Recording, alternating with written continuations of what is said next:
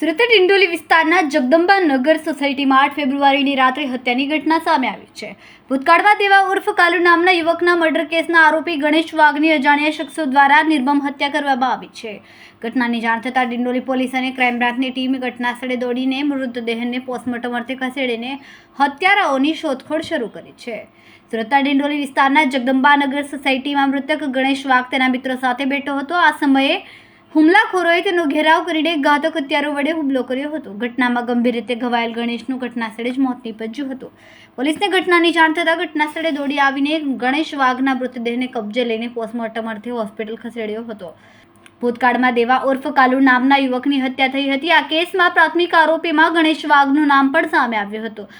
લોકોનું માનવું છે કે દેવાની હત્યાથી રોષે ભરાયેલા લોકો દ્વારા જૂની અદાવતોનો ખાર રાખીને ગણેશની હત્યા કરવામાં આવી।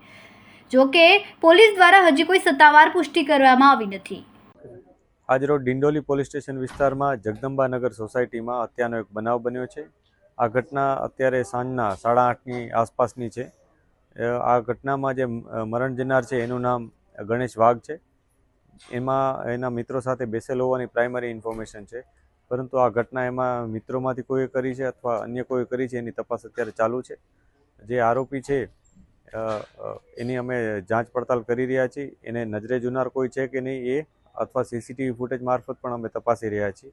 એક આરોપી છે કે કેટલા વધારે છે એ પણ અમે તપાસી રહ્યા છીએ। જે પણ માહિતી મળશે એ મુજબ આગળની કાયદેસરની કાર્યવાહી કરવામાં આવશે।